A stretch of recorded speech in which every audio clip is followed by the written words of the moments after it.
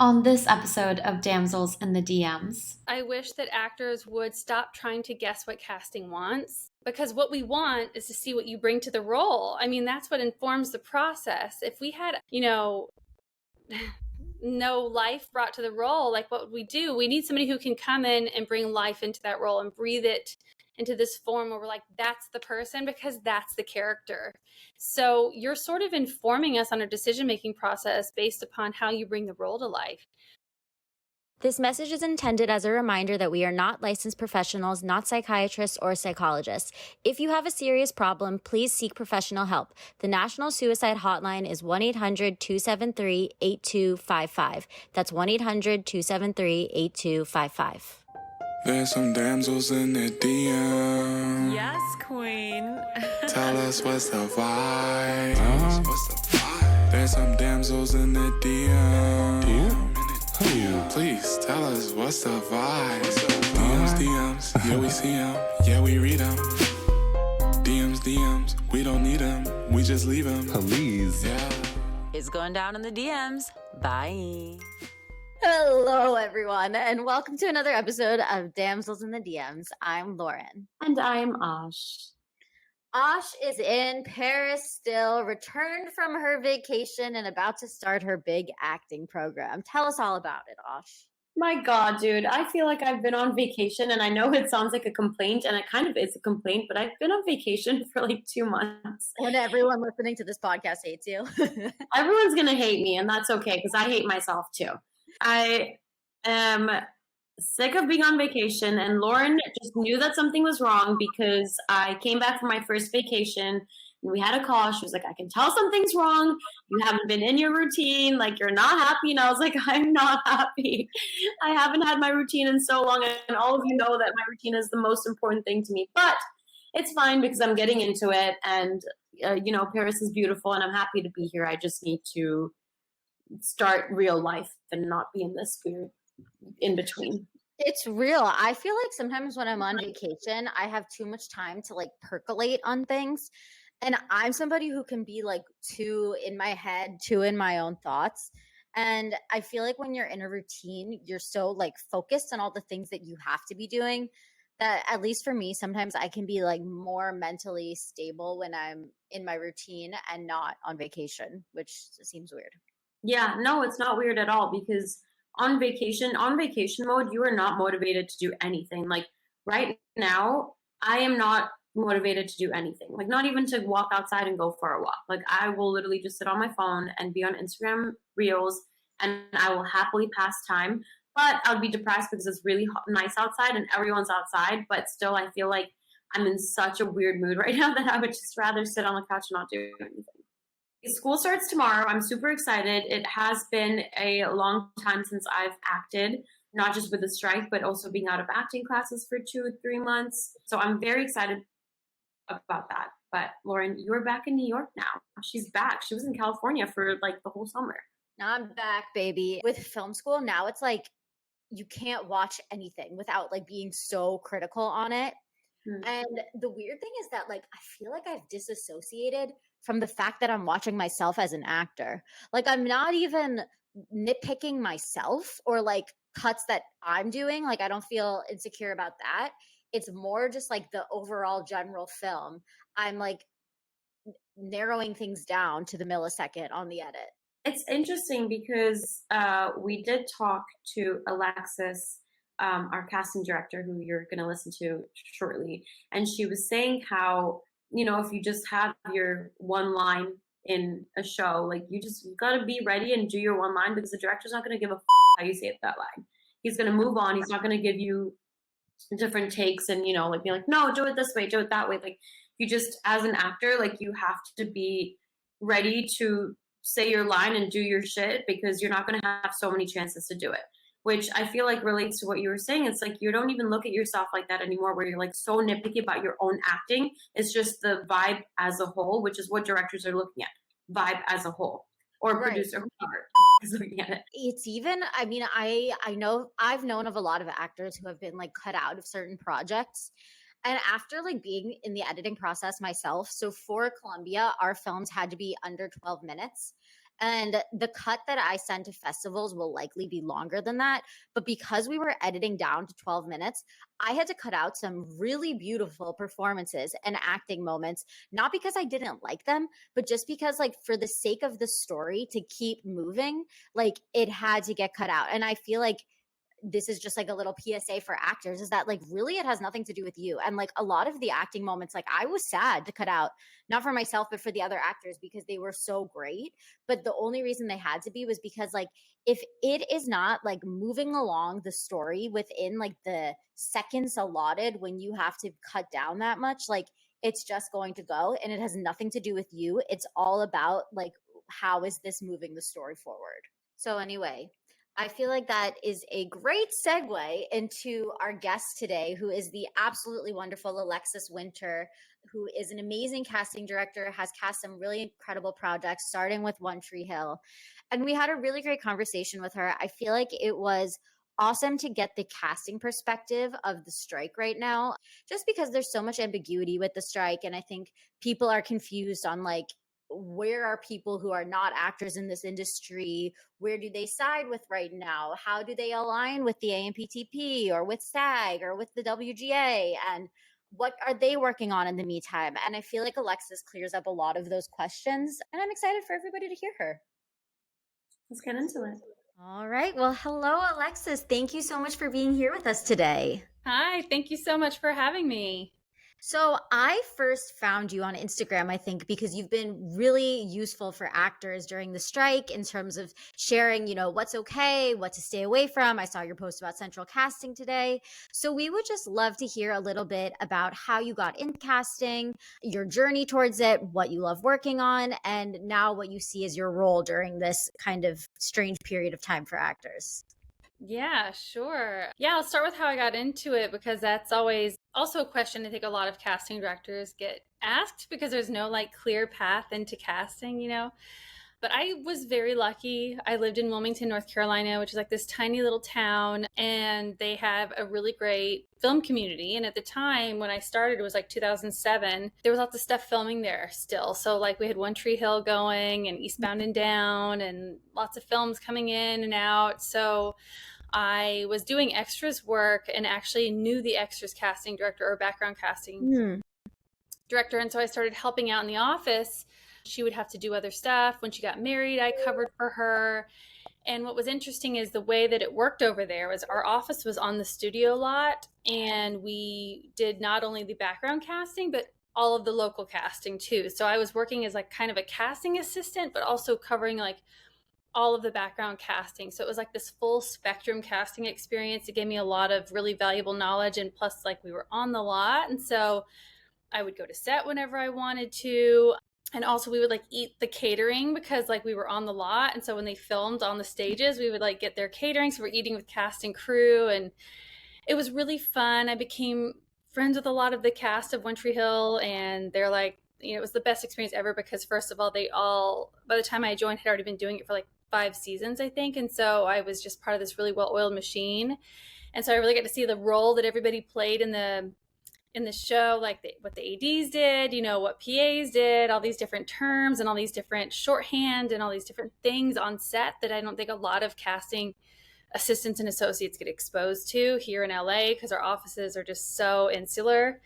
So it was like this completely different experience. It opened my eyes, not even just into casting, but into like filmmaking. And like, you know, the ADs and everybody were friends because I had known them before I was ever in casting. Like my boyfriend at the time, the first AD was his brother-in-law. And so like everything just felt very friendly. Like production meetings were great. I became friends with all the producers. Like we would all go out on weekends because it was a tiny town. I mean, it was like unlike any experience I think you would ever get in LA for sure. Yeah.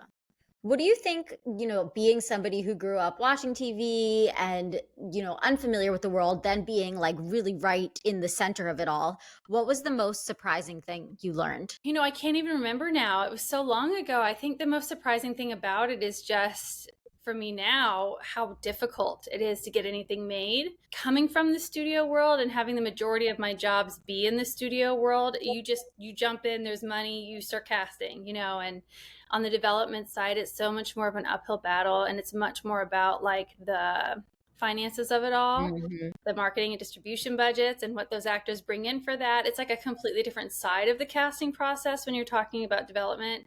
Actors become a form of equity, which then opens up a whole other conversation about like, you know, how you offer them the role, what credits you give them. So I actually think I became more shocked at the process when I got more and more into indie film. Mm-hmm. What were you doing before this One Tree Hill job? Oh, yeah. So that's the part that always shocks everybody. I was a professional equestrian. I rode horses as my job. I had been riding horses my whole life. I was like competitive. I was riding for this really great equestrian. Her name is Kristen Smolsey, and I was like her groom. And so we were like traveling around for her show circuit, and she was like one of the top riders in the country. She was like on the Olympic training team, had been like a young rider of the year at one point. She was an eventer, so we did 3-day eventing. What was really cool is like her trainers were Olympians. So it was this really fun like world. And in fact, there is a long-standing like passion project of mine to create a documentary in the style of like Cheer. Did you guys see Cheer on Netflix? Mm-hmm. So Yeah.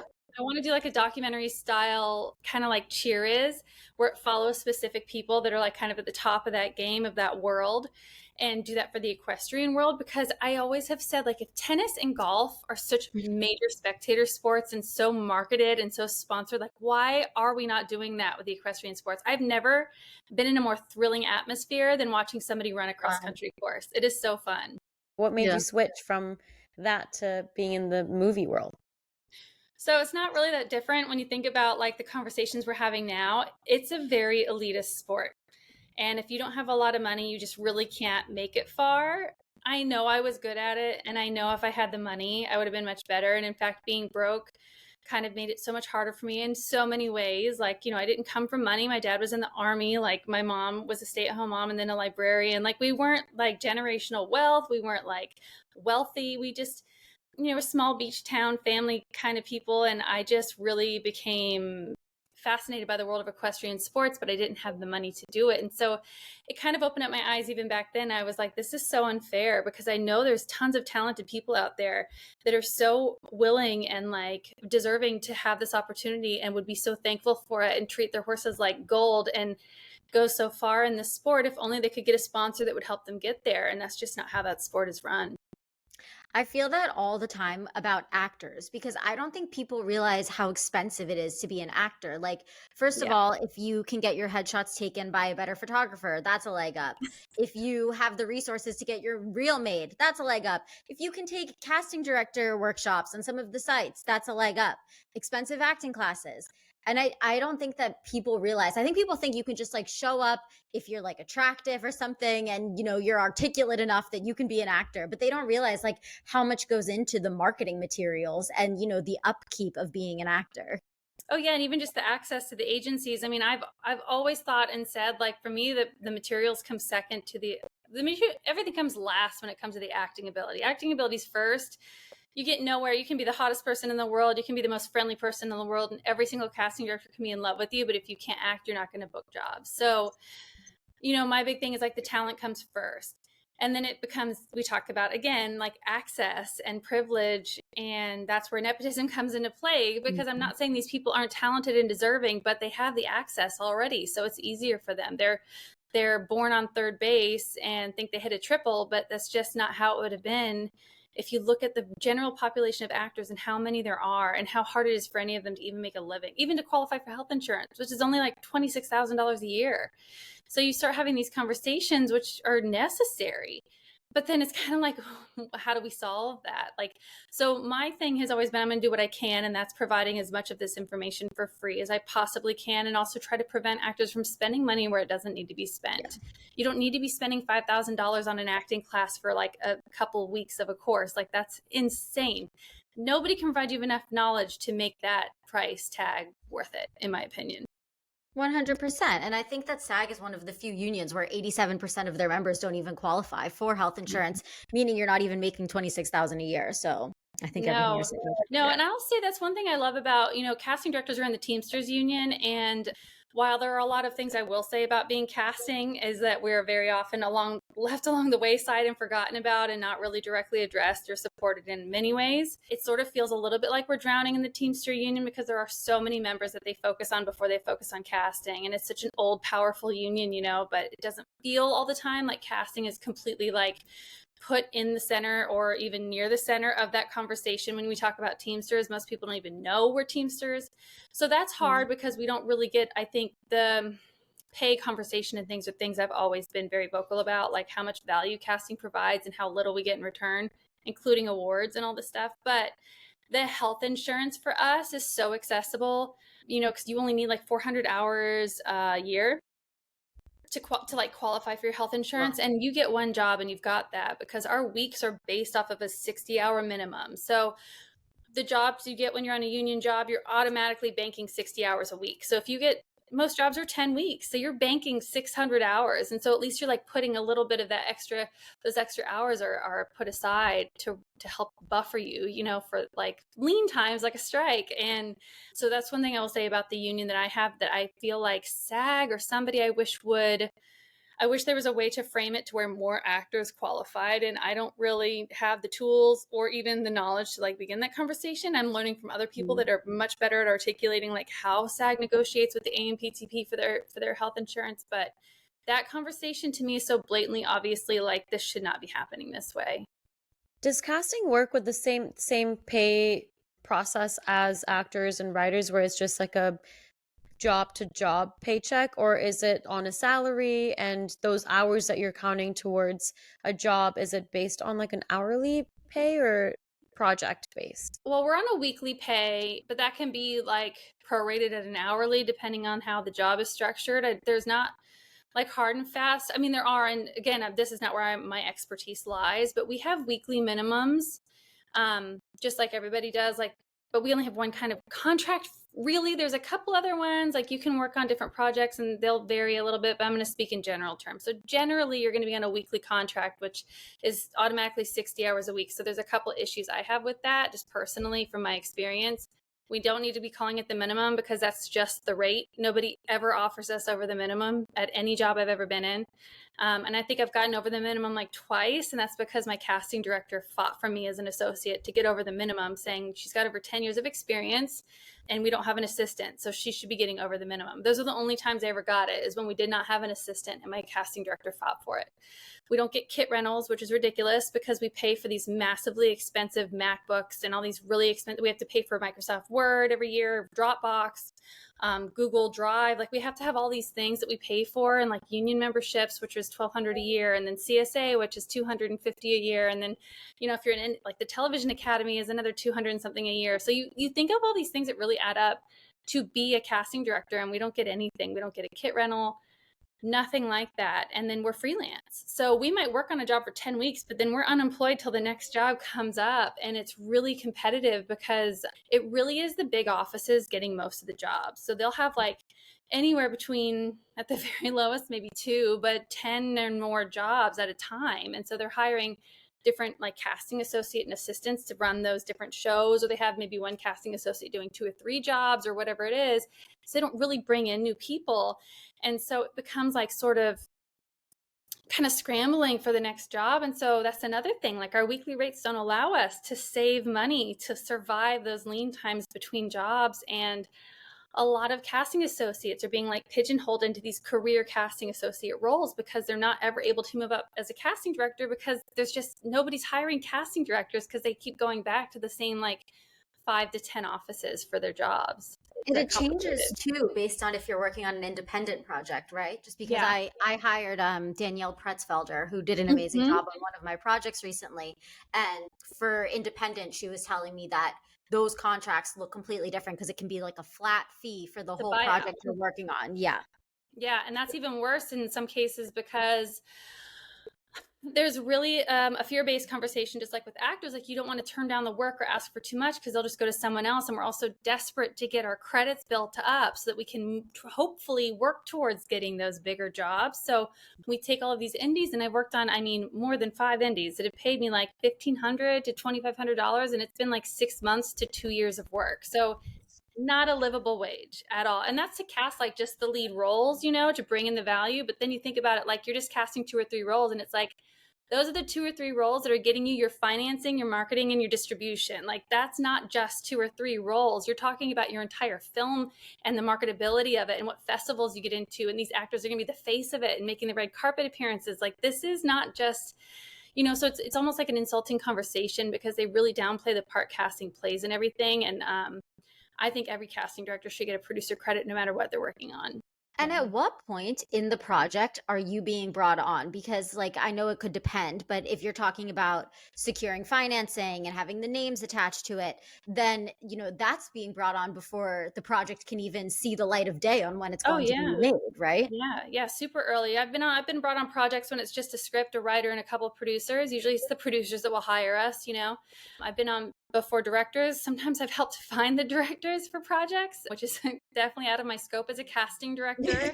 And almost every time I give pushback for a producer credit, it's almost always argued with. In fact, there was one project where I was on a meeting with the line producer. And to be clear, line producers often have very little to do with the process of hiring. They're usually just dealing with budgets and making sure everything works and fits. Like I've never really had a line producer have a say in my casting process, but they were brought on because it was a small indie with a small team. And she actually looked right at me and said, I've been on this for 2 years. Why do you deserve to have a credit like I do? And I looked at her and I said, because your movie's not going to get made without a cast. So if I was to hand you a check for $1 million, would you say I can't have a producer credit because I haven't been on it for 2 years? So what's the difference between bringing in $1 million in pre-sale value with a cast and handing you $1 million check? I'm a producer. So Yeah. it's an insulting process a lot of the time. Yeah, what I find so weird. So I'm in Columbia's MFA producing program. So we talk a lot about like, you know, the value of a producing credit, when you can give out a producing credit. But like in my experience working with the casting director, she helped to negotiate a producing credit for one of the actors that I hired. So as a casting director, if you're negotiating other people's credits, then you should also be able to negotiate that same credit for yourself. Yeah, we do that a lot. I mean, in indie world, it's even more common, as I'm sure you're aware, to bring in actors and have them get producer credits. And a lot of that is because we don't have the budget to pay them their normal rate. And we're acknowledging the fact that they are the reason this film is getting financing and all these other things. And possibly the reason it's getting into festivals, possibly the reason it's selling to a streamer or getting sale, like distribution and marketing. And so, yeah, giving them a producer credit's a very small way to give them that nod of like, hey, you're our equity. Like, people don't talk about it enough that like a lot of these big name actors are physical living equity for films, and they're the reason they get made. And that's another conversation I see a lot of actors complain about. Like, it's always these bigger names in the lead roles. Why don't you cast unknowns? And I get the frustration. I mean, part of it is an experience-based thing. We can't throw somebody into a number one spot who's going to be on set every day and not even know if you know how to like be on set. That's like the first most simple explanation. But the other is when it comes down to like pre-sale value and marketing and all these big deals that you have to worry about with investors and producers and networks and studios, like they want to see these numbers that like validate this project and make them want to make it, you know, or buy it or whatever. And so when you have these big actors, I always try to remind actors like, hey, if this film goes to Sundance and you have a supporting part in it, you have that actor to thank for that. So your career is still getting boosted. Your exposure is getting boosted. If there's trailers being cut and your face is in the trailer, like you have all this new reel material, you have a resume. If you're going to award shows, you have that stuff to add. You have promotional pictures. You have an EPK you can create now.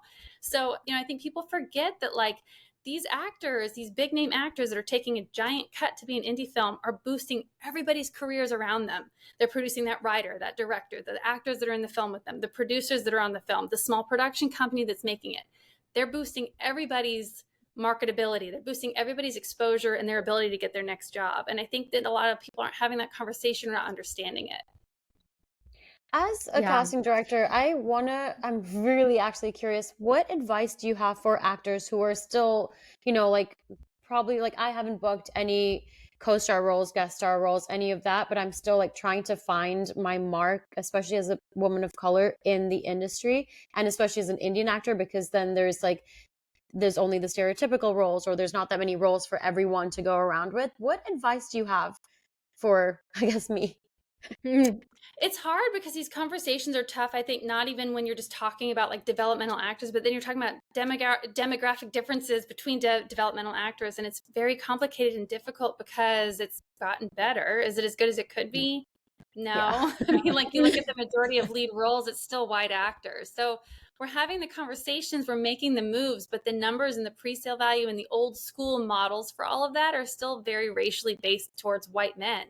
And so when you start talking about pre-sale value and packaging films, like they don't even look at names that won't bring value. And those names, ironically, are not going to be the white guys and the white women. You know, the Margot Robbies of the world are always going to bring in more money than I think an actor of color. And that's tough and it sucks. And it's going to take our market so long to catch up with that, or it's going to take some studios making some really great, brave moves and helping us and supporting us in those decisions, because I can bring you every name.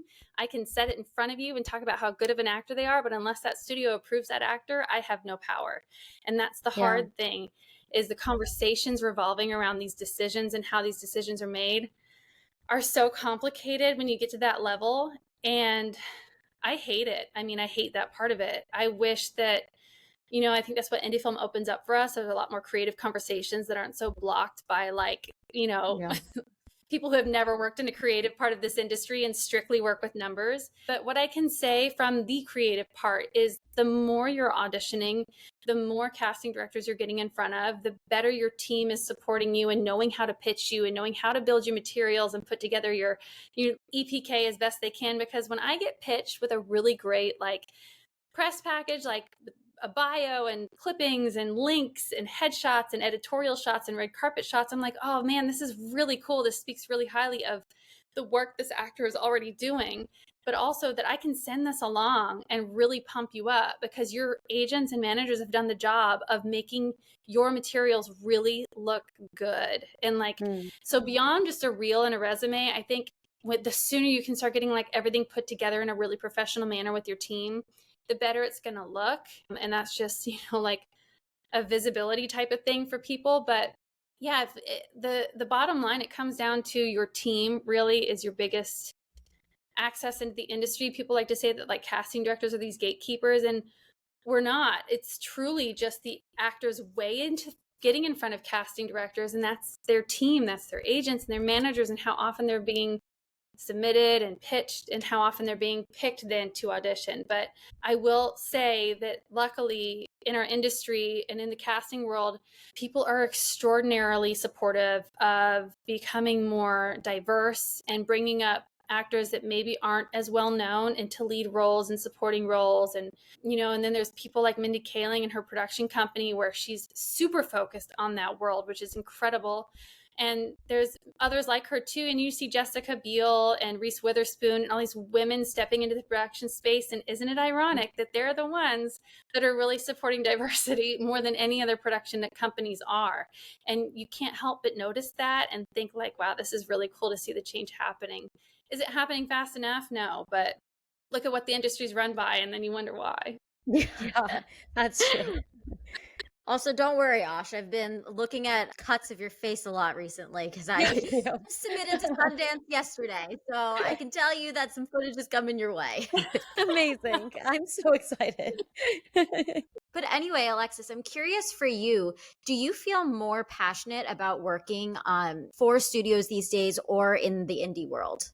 I love the indie world for multiple reasons and for multiple timing reasons. Like now is a great time, I feel like, to be involved in independent film because it's changing so quickly that I feel like I was really lucky to get into it long enough ago to where I have like a good grasp on how it works from my side of the experience. And so I know what to look out for, how to protect myself, and also how to help indie film in the best way possible. A lot of the indie filmmakers that come to me think they know what they need to do, and often it's a little backwards. So they'll either come from a studio model and they think, well, we just got to hire the A-list actors first. And I'm going, this is not a studio film. We don't have a big name director and we don't have any money. So you won't have anything to offer these big name actors. And in fact, these big name actors and these agencies are getting really burnt out on all of the scripts and offers coming their way that don't have money because everybody wrote during COVID. And there's like this flood of scripts in the market and everybody is emailing people trying to get actors attached. So my method has been to attach lesser known, but still really good actors that have a body of work that maybe isn't a pre-sale model type actor, but that they're recognizable and they've been on great TV shows and you know them when you see them. And so I attach a couple of those actors, and then the bigger actors, the bigger agencies look at those names and they go, okay, that's cool. Like, you've already got some actors on board that are like recognizable and are doing good work. So obviously, you know, you've got something going here. There's some legs to this project, and it just helps sort of legitimize your project a little bit in the eyes of the agents and the actors that are going to help get your film made. The studio model, for me, I love working on studio films because it's got this built-in financing. You know, there's already money. And so then you're dealing, though, with multiple decision makers that you have to answer to.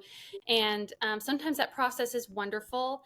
I've worked with some, like, I loved working with Peacock and NBC. Like, their casting executive team is so delightful and lovely and supportive. And a lot of the casting executives are women. Casting is largely women. And so it very much feels like this environment where I've always felt very supported by our executives on the casting side. And so I've felt like that process I've always really been fine with. It just comes down to certain studios where there's like people that aren't involved with the process at all, but they have the final decision. It becomes this sort of thing like, are they saying this just to feel like they have, like, they're the decision maker and they changed the person that we wanted to say that, like, oh, we weren't going to cast this guy till like I said it? Or are they doing it because they don't know enough about the project to know that this person is right for the project? Like, are they not reading the script? Are they not watching the audition? So a lot of times the decision makers aren't very connected to the project on a studio level. And does that help or hurt the project? I mean, who knows? But I think sometimes the process feels a little disjointed on the studio level, whereas on the indie level, it feels very creative and artistic, and like everybody's on the same team trying to make this thing, make it. You know, it's like, it's our chance to make a film with our names on it. What's your favorite project that you've cast so far? I loved working on Lorelai. Jenna Malone and Pablo Schreiber, huge fans of both of them. You know, Jenna Malone is just one of those actors that's been around, and for our generation, we've grown up with her in films. She is such a good actor. Her process, the way she was with the kids on set, her involvement, her collaboration on set. I mean, she's a filmmaker. Like, she's a filmmaker. She's not just an actor. And that project was just so lovely. It's with this team that I've always really loved and loved working with. You know, they did the Florida Project. I just finished another film with them called What You Wish For. So that team is just really, really awesome. I will do anything with them that they'll bring me on for forever. I love them. So that process and working with them is just great. And then we were working with Sabrina Doyle, who was a female director who graduated from AFM. And so she was she had done like some other projects, but this was like her first film. Like, she had written it, she was directing it. So I loved that process. And it was an indie film. So it was just really nice, you know, to have like this totally creative process with a team that was also like coming off of some pretty big films like the Florida Project. So agents were more open to talking about big name actors coming on board something like that, even though we had like no budget. With this whole process of being a casting director, from the beginning of casting actors to throughout the film or the TV show, and with all the changes with the writing and stuff, how involved are you with that whole process? Or are you just in there when they're like, hey, we need to cast this person for this role, and then they give you the script and you just read that script? Or are you continuously following along the journey of the show or movie? It depends on when we're brought on.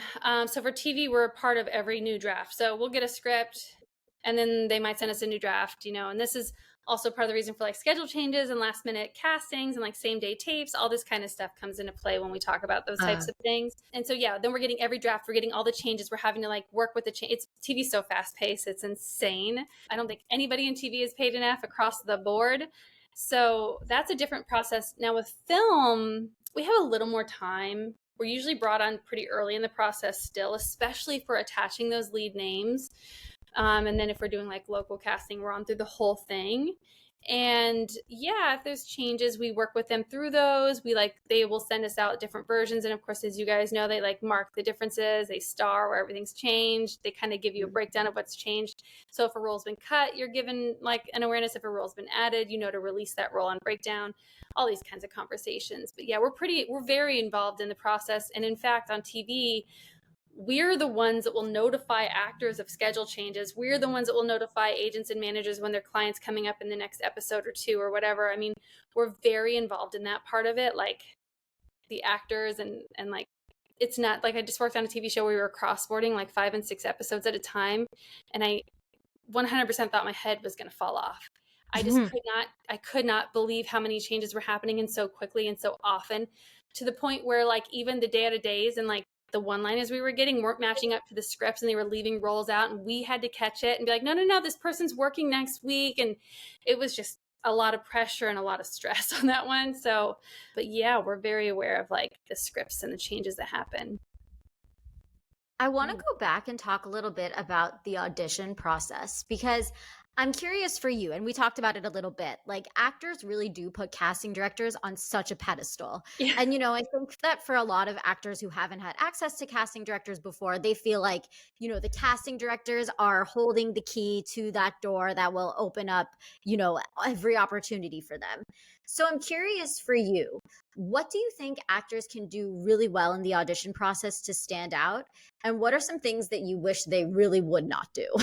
Yeah, I think that those two questions might have sort of similar answers. I wish that actors would stop trying to guess what casting wants, because what we want is to see what you bring to the role. I mean, that's what informs the process. If we had,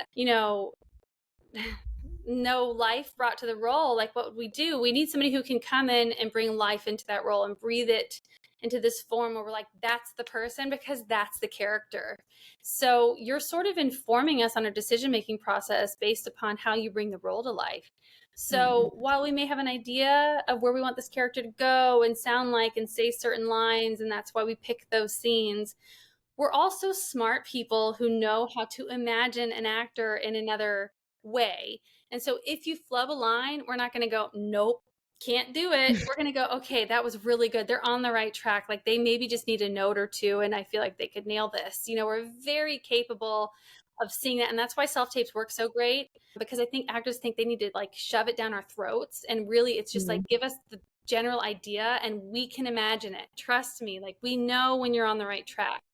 And we want to help you nail it. So we will do whatever that takes, whether that's bringing you in person for a callback, sending you a retape notice with notes on it, whatever that is, we're going to do it, because we're not going to miss out on the best choice for the role. So what I wish actors would do and not do is stop trying to guess what casting wants and just bring to it what you feel in your heart that role is asking you to do. And I think that's also when actors say, I want to stand out. I'm I hate using that phrase, because I feel like that forces actors into this caricature, and they're let me make this big bold choice so I stand out. And then I'm yeah, but then you don't even look like a real person, because a real person would not do that.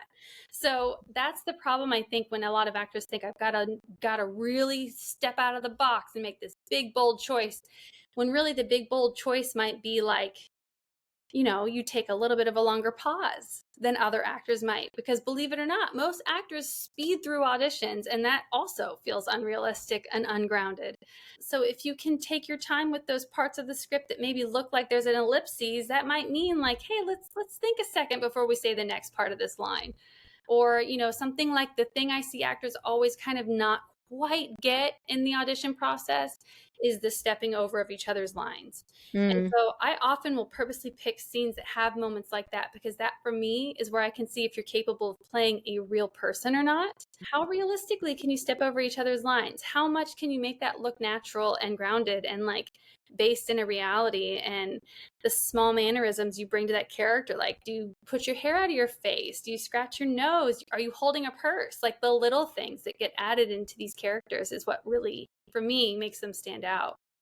Speaking of props, do you care if, let's say you're casting for a hospital, a doctor role, do you care if actors, do you want them to go out and get, dress up like they're doctors, or do you not care about No, and most casting directors don't. Again, like we're very good at imagining. Like that's that. our whole Yeah. job.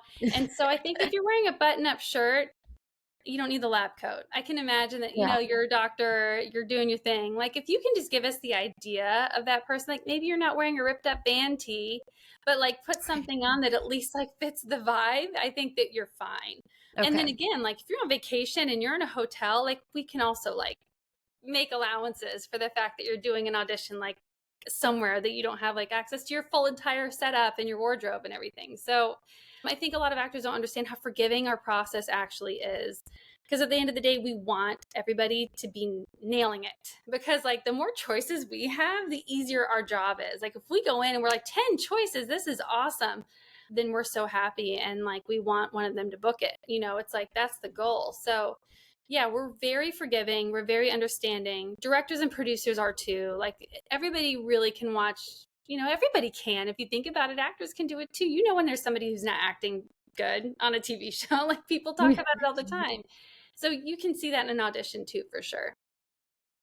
Can you share, like, typically how many people are you bringing in for a role, and then how many are you narrowing it down to? Yeah. This is a broad question. And I realized when I wrote that Deadline article that there was like at least 2 casting associates who were like, whoa, those are not normal numbers. And that for me felt like, firstly, let's not post that on a public forum and try to make me look like I'm not talking about things the right way, because I have now worked in multiple different markets and these numbers are right for me and my TV shows and offices I have worked in. Now, like, working in an office like Laray Mayfield, who regularly works for like David Fincher, our numbers are massive. It's Marvel, it's David Fincher. Like those projects are desired. So yeah, we're getting thousands of submissions on those projects. We're also getting hundreds of emails every day, every hour of pitches. So it's not like, I promise you guys, like I'm not making these numbers up to sound like poor casting. Like this is legitimate. There's 160,000 members of SAG and most of those are in LA. Do you guys think that they're not paying attention when roles are released? Like no. So yeah, I mean, like I just did a TV show last year and at least 3 times on 3 separate roles, we had over 10,000 submissions. Is that normal? No. Does it happen? Yeah, it happens. Like it's happened. And out of that, we have to try to be conservative enough to make sure that we can watch all of those tapes within like a day or 2, because it's TV, it's moving super quick. And so we're trying to be conservative, and that process is different for everyone. Like when we're really fast paced, generally we're just kind of looking through headshots. You can get a real feeling for who's right or not based on their headshot.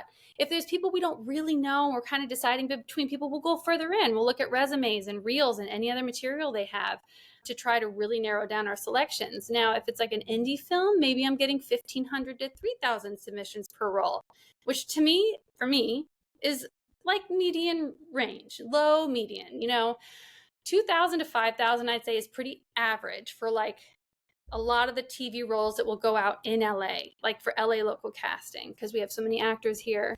And then you talk about something more local like New Orleans or North Carolina or Atlanta, maybe it's a little less. Like maybe we're getting between 500 and 1,500 submissions per role, because there's less actors there and more things filmed there. There's more work to go around statistically compared to the number of actors that are there than somewhere like LA. We don't have a whole lot of co-star, guest star roles to go around, but we have a whole lot of actors here that want those roles. So the submissions can vary between markets. They can vary between offices. They can vary between projects and the demographics of those roles. Like if it's a white guy in his 30s, I know I'm going to get at least 5,000 submissions on a high profile TV show. No doubt. Now, if it's a film and it's like a kid who can speak 2 languages, maybe I'm seeing like 300 submissions. It's going to be different for every role. But if we're talking adults in their 20s to 40s, for most roles, I'm going to be seeing at least 1,500 people being submitted. And so out of those, I'm probably going to choose around 150 to 200, because a third of the people in general don't tape for whatever reason. So I have to kind of account for attrition and make sure I still have enough people to try to get 10 to 20 selections out of, right? So I want 10 to 20 people to be good enough to send to producers. So it's a numbers game the whole time. You really want to make sure you're covering your bases. And like my thing is, I don't want to miss out on the person who might be the perfect choice. So if I'm going to see a couple more people and spend my time doing that rather than spend my time in the front end combing through reels and resumes, then yeah, I'm happy to see more people in the back end and like give more actors auditions, give them more chances, because that's also how I meet actors and that's how I remember people. So maybe you were right for this role, but I'm going to bring you in for another project later because you gave me a good audition, you know? So also actors, like, not getting picked for an audition, not being a select, does not mean you weren't good. It just means you weren't right. There's a difference between the two. Do you feel like you prefer remote working, like your casting, you know, offices, everything being remote, or do you prefer seeing actors in person? I prefer remote, 100%. This is a complicated conversation, and I always tread lightly with it, because without fully understanding the casting process, people will automatically assume that casting directors just don't care. And that's not it. Like, we actually care a lot, or we wouldn't even do self-tapes, because they take a lot of time and energy and resources to do self-tapes too. And we're seeing more actors with self-tapes. Like, when in person, we can see maybe 40 people a day, 50 tops. And then you talk about how few people we'd be able to see in a week for a TV show. Like, nobody would ever be getting auditions. So self-tapes are a huge, huge advantage for especially developmental actors. But, you know, the remote model for me has given me freedom. Like I said, we're on call 24/7 when we're on a project, but we're only getting paid for a 60-hour work week. Mm-hmm. So regardless of where we are, we're on call. And they could call us at any time with a schedule change or a recast or whatever. So, you know, a lot of us were already kind of working from home already. Like, we were checking emails until we went to bed. We were checking emails before we got up, you know, before we got to work. Like, we're pretty used to being like on a hybrid model already. But the difference is I could walk my dogs. Now I have kids. Like, I can get my kids to school. I can pick my kids up from school. I'm not spending money on childcare and like all these extraneous costs that are related to working in an office. When for a lot of times when you're in prep, like, if you're not doing auditions, it did kind of feel like I'm just sitting in an office on my computer. I could be doing this at home. Like, why are we in an office? And like, the office culture can be stressful and even toxic if you're not in an office where they're very like, you know, supportive of their office staff or understanding in any way. And we all know how abusive this industry can be, and casting's not immune to that. So yeah, I think the remote model has made for a lot more mental health allowances for a lot of people. I don't really know many casting associates and assistants who aren't neurodivergent, at least a little bit. So I think most people are probably agreeing with me when I say, like, my mental health has gotten leaps and bounds better since working from home, which also makes me better at my job, obviously, and more patient and understanding with anything that might happen with things on the job. No, I totally agree. I was so my background's in acting, but I was terrified to go to school at Columbia because I was afraid to be out of LA, you know, and even New York is still like a great market. But I called my agent, like, is this okay? Like, is it okay for me to go to school? And luckily they were like, yeah, you should go to school.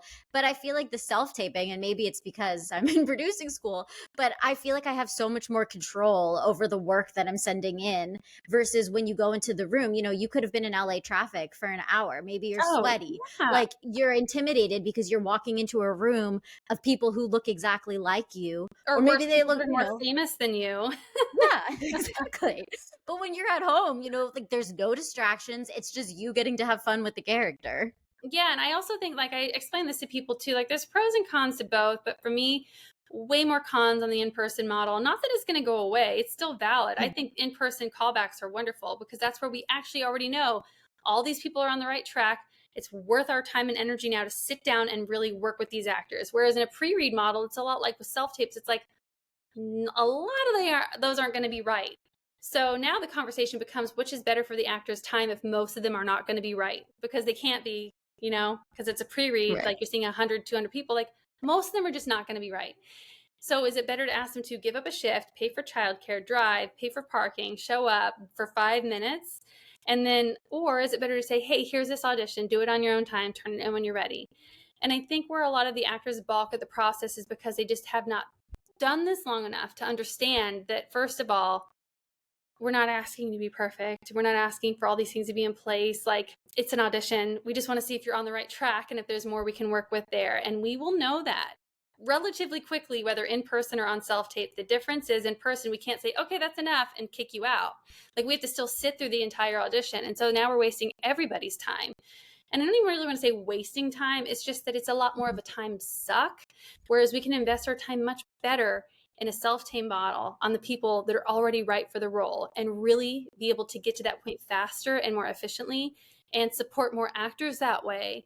And like I said, even if you're not right for the role, I still have seen you and I'm going to remember you next time you're submitted and go, oh, they gave me a great audition, even though they weren't right for that role. Like, let's bring them in for this role. So would that have happened in an in-person model? No, probably not, because I can only see like 30 people per role in person. So yeah, there's a big conversation around it. And honestly, most disagreements and like the biggest pushbacks I've seen are from actors that are so developmental that it's like, I think maybe they would just benefit from maybe more classes or more auditions classes, more on camera classes, more improv to become so self-confident and comfortable in their ability that they know when they self-tape something, they're giving us their best attempt at it. And relying on being in the room for that is not going to benefit anybody because first of all, the notes and adjustments we're going to give you, we're going to be able to tell if you need those on tape anyway. So regardless, we're going to find a way to see you if you're on the right track. It doesn't matter if we're in the room to give you that note or not. But secondly, if you need that validation loop, that's fine. I would advise actors to become confident enough in their ability to not need that because when you go to set, you're probably not going to get that. And isn't set the goal? So you're not going to have a casting director on set giving your notes. And if you're playing like a one-day co-star with like a line, the director might not even look at you. You've just got to show up and do your job. Like they're not even going to be there to help you. Like they're expecting you to show up and perform and be ready to do that one line. So for us, it's a lot like, hey guys, you got to be an actor who's ready to go do the job without needing somebody to hold your hand there. And so maybe self-taping is just like this model that's really preparing actors for that because you're going to show up to set, you're going to get your sides handed to you, you're going to go to hair and makeup, then you're going to go to set, and nobody's going to be telling you how to do that job. They're expecting you to know how to do it when you show up. So it's hard, it's a complicated conversation. I get actors' concerns, but I think it's also an opportunity for actors to really step into that place of being ready to do the job. And maybe the in-person model is holding too many actors back from that because instead of focusing on like their acting ability, they're focusing on like, how do I make this casting director like me? Or how do I win the room? And how do I do all these things? And it's like, none of that matters. It's just the acting, and the self-tapes allow us to fully focus on just that part of it. So for you now with the strike, what have you been able to work on? Like, are things just super quiet? Can you do non-union stuff? Like, what does it look like? Yeah, so we can do non-union stuff. I don't do non-union stuff.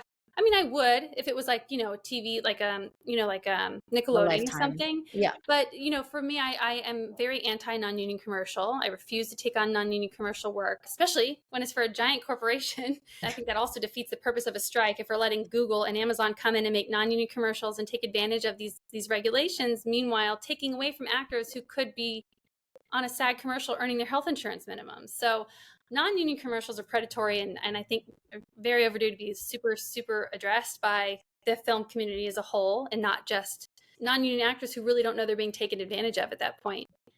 But anyway, yeah, so we can work on non-union stuff. We can work on multiple projects. A lot of this stuff I have is in development, so we can't make attachments. We can't even really talk technically to like the writers or anything about what they're doing or what they're like. We're very cautious on that, especially because I'm coming from the side of in a producer role. So I want to make sure I'm not crossing any lines. But again, a lot of the people I work with, we're all friends. So we text, like we talk. We're not talking about work or doing anything to move work forward, but we're all preparing for like when the strike ends and what we want to do next. So yeah, there's just like nothing going on for me. And a lot of my friends that I know that work on mostly like SAG-AFTRA projects. Yeah, nothing's happening. It's very, very quiet. It feels a lot like the beginnings of COVID did, where it's just like silence and just waiting to see what everybody's deciding is going to be the next thing to happen that's going to solve it. But I keep saying like when the strike ends, we're going to be very grateful, but I don't want the strike to end just to have it end. It needs to end because everybody's getting what they want. So if it has to go on longer for that to happen, it's worth it. Yeah, absolutely. Yeah, I've been getting a lot more voiceover auditions with the strike, like the SAG voiceover. And I'm like, do I build a fortress somewhere in my New York apartment to record these? How long is this going to go on for? Yep. Yeah, SAG voiceover right now, fantastic time for actors to be getting their voiceover stuff put together and try to do that. Yeah, I love it. And I've also said it's a great time for actors to just sort of like check everything that they have as far as materials go, and does anything need to be updated, because this is a great time to be like, do I need to recut my reel? Do I have more material to add? Can I update my resume? Like, do my headshots need to be retaken? Is there anything I can do to like can I write a bio for myself? Do I have any press clippings? Do I have red carpet photos? Like, all these things are stuff you can really be putting together and working with your agents to prepare for when the strike ends. So, shifting gears a bit, Ash, I feel like you should get to your absolute favorite question. Favorite question? Let's Yes. do it. Honestly, this is my favorite question, and I don't think it's ever going to not be my favorite question. But so outside of, I guess, the strike included, is there anything like, when you're at your busiest moments where you feel like you just don't have time to do anything, do you have any healthy habits or routines that you are kind of, like a non-negotiable for you to stay grounded and to be able to do the work that you're doing? Especially as a mom, too. Yeah. As a mom, having that alone time and that self-care time is vital to being a good mom, but also to like just keeping your sanity. But yeah, my non-negotiables are I make my bed every morning, right when I get up, and I brush my teeth, I wash my face, and I put my skincare on for the morning. And that's when my day starts. I don't start it till those things are done. That is a complete non-negotiable for me. It allows me, first of all, to wake up a little bit, because I have a daughter that's in school. So like my mornings are like, get up and go, make breakfast, do her hair, get her dressed, get her snack packed, like all that stuff. So having that minute to myself to like make the bed, brush my teeth, do my face, my skincare stuff, gives me that moment of quiet before I jump into the chaos of like rushing around for the morning. So, and then I have like a very strict vitamin and supplement routine. I take like 15 different vitamins and supplements through the day, and like that's another non-negotiable. Okay, so now because we are damsels in the DMs, and I know that you've been sharing a lot of your stuff on social media, we're curious, what is the funniest, wildest, most intriguing, or inspirational DM that you have ever received? This was such a good question, and I saw it and I was like, oh man, I really don't know. I mean, obviously the ones that are sent to me where it's like, look at what this coach is charging and what they're saying, or like the central casting stuff was all sent to me via DM. Like I used to work for them when I first came to LA. That was like my first job. And I was an extras casting director, and I have lots of stories. I can talk about fat shaming. I can talk about misogyny. I can talk about all kinds of stuff regarding that industry and that company and how it's run. But that entire piece about the likeness agreement and then about the voucher language was all sent to me in DMs, because actors are so afraid of retribution or retaliation that they're sending things to me because they're like, I can't say anything about this, and this feels really wrong, and I don't know if I'm supposed to sign it or not, so I sign it. And it's like all these actors that just don't know if this is okay or not, but are also so afraid of not getting work because their at-will policy is wild. Like they just fire people and blacklist them from their company for like nothing. Wow. Jeez. So those DMs are always like, oh, juicy. Right? I feel like actors were afraid even just to go out and pick it, or like people were afraid, like, what's okay to be posting on Instagram? Like, I don't want to not get work. Like, it is such a, I don't know, scary relationship for actors right now because you're so afraid to not get work after everything is all said and done. I agree. And then, what gives me hope, though, is I'm seeing big actors and writers and producers and directors that are speaking up. And it's like, okay, I don't think that they can hold it against an entire industry that we're all mad at the AMPTP. Like they got to hire people back at some point or they have no work coming in. So, unions are for very valid reasons upset. And the idea of not getting work is terrifying. So I completely understand it. Yeah, absolutely. So the DM of the week asks, have you ever regretted a casting decision you made, and what did you learn, if so? I haven't regretted casting decisions. I have regretted jobs I've taken on. And a lot of those revolve around the treatment of me during or after. I'll give you one example. There was a job I did. I was very excited about it because it was a cool project, just like fun and young. And they offered to pay me $2,500 to like cast a certain number of leads to help them get their financing. And a lot of times what these producers will do is if they're friendly with other actors, they'll just start reaching out and trying to like cast and hire people, which is always tough because it's like, I'm not seeing the offers. I don't know how they're saying things. Are they like, are they going under or over? Are they not offering them enough? Are they breaking any SAG or labor laws? Like you just don't know. And that's always tough because when they're overstepping like the casting process, it can actually mess you up because then also agents are like, well, why isn't this coming through your casting director? And so things like that happen quite often on indie film, which is tough. But then the other thing is they were hiring like people they knew. And then I was like also sending them lists and like hiring. So I hired like 2 actors and then they ended up hiring 2 of people they knew. So then, you know, it starts getting created and they send me my check and it was for half of what they had signed into on a contract. And I was like, hey, so you're missing about, I don't know what it was, like $1,700 or something. And they were like, well, no, because we hired 2 of the actors. And I said, well, I was there ready to do it. I was making the list. I was checking the avails. I was doing my part of the job. If you found them, that's great. But my agreement was upheld and that's the money you owe me. And I will go to my union.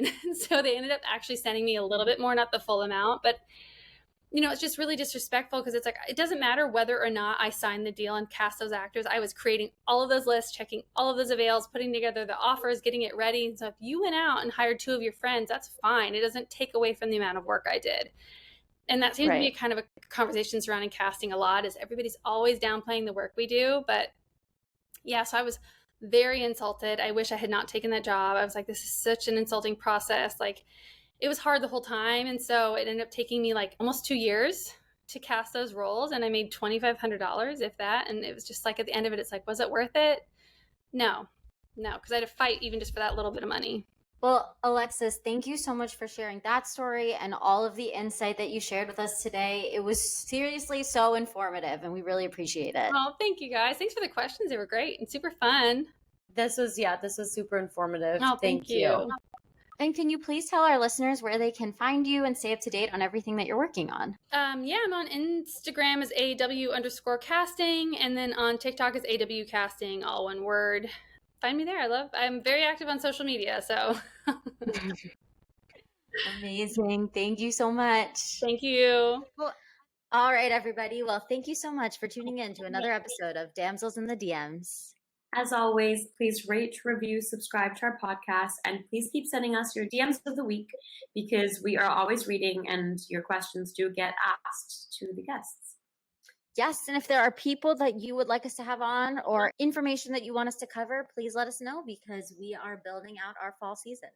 All right, everybody. Well, it's been another episode of Damsels in the DMs.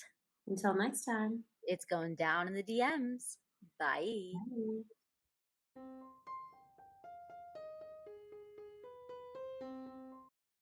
DMs, yeah, we see them, yeah, we read them. DMs, we don't need them, we just leave them. Please. Yeah. It's going down in the DMs. Bye.